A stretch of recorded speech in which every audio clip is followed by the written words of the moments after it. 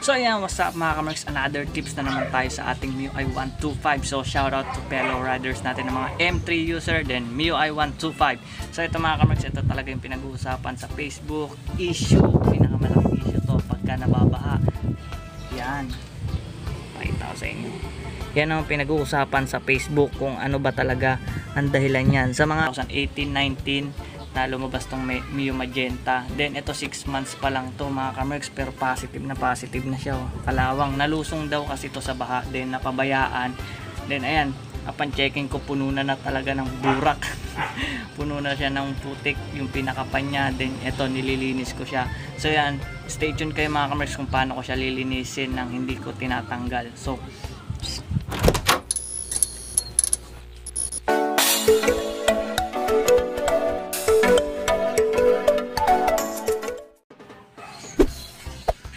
hello, what's up mga kamerks? So today meron akong MIUI 125 na bisita today. So ito, kinontak mo naman ako ni Sir through Messenger. Ito ang kanyang MIUI 125. Shout out to our fellow riders na MIUI 125, M3 Nation, MIMC. Shout out din sa inyo mga kamerks.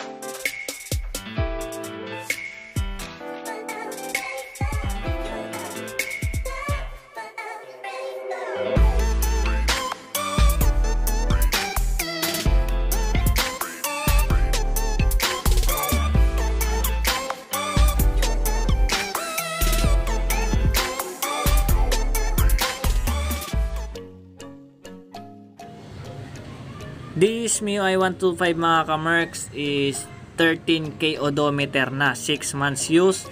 Then ito rin yung in-upload ko na may steering issue na kumakanto. So ayan mga kamerks, ito rin yung hindi pa nabubuksan sa kanya yung mismong panggilid. So kita nyo naman kung gano'ng karumi yung filter. Then check natin kung malinis ba yung kanyang panggilid, kasi alam ko talaga medyo marumi talaga to kasi 6 months use, tapos 12 to 13K odometer without linis. So possible yan, marumi na talaga yan mga kamerks. And additional lang mga kamerks, for your information, this is the first time na lilinisin yung MIUI 125 ni Sir. So ayan, positive na positive, sobrang dumi talaga. So dapat yan, chine-check natin yan mga kamerks. Kahit yan lang yung malaman nyo na filter, tsaka yung pinaka, yan yung foam na element na nililinis, dapat lagi yan. Pagka sa MIUI 125, every 1 month pwede nyo linisin yan pag nag-change oil talaga. So malaking bagay yan kasi sa airflow ng ating FI, dyan humihigop lahat ng hangin tsaka yung pinaka-flow nya. So ayan mga kamerks. And ito palang MIUI 125 na to ay iniwan lang sa akin ng customer. So possible nag-drop by lang talaga siya dito sa bahay, hindi ko siya kilala from other. Tapos nirecommend lang talaga siya ng ibang tao at nag-drop by siya dito, iniwan niya kasi may gagawin siya. At humingi ako ng permission na i-vlog ko yung mismong MIUI 125 niya para naman mapanood niya kung paano ko talaga siya nilinis, at alam niya na yung proseso kung paano talaga nililinis at paano inaalagaan yung motor natin.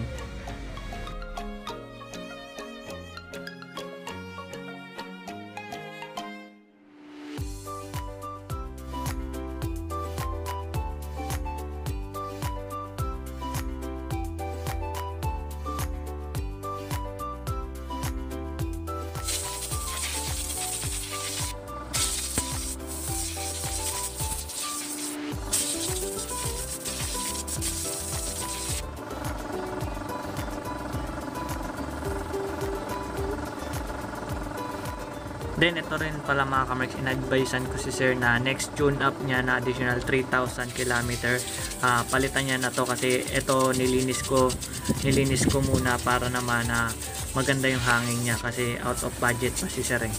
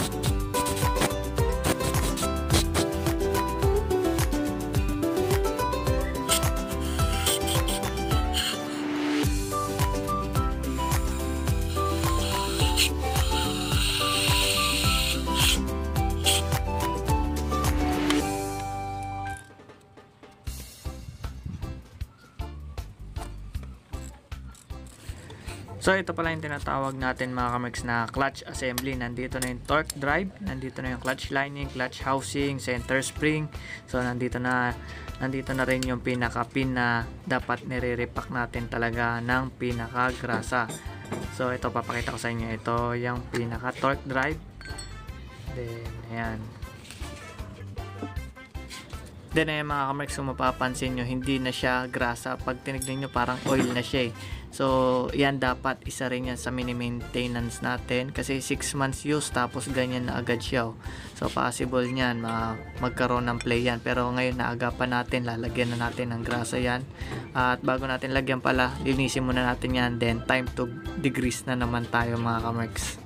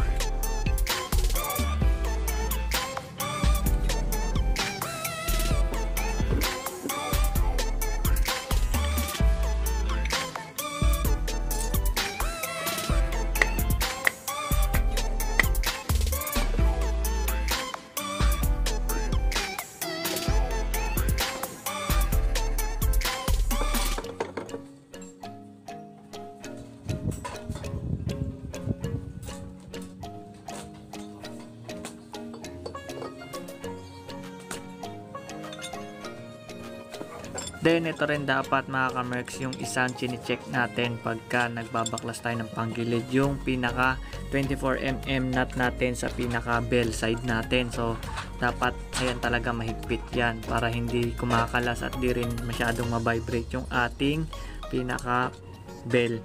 Tsaka yung pinaka check na rin pala natin yung pinaka bearing sa mismong crank, kasi pag maalog yan, possible yan maingay yung panggilid nyo, parang may ginigiling.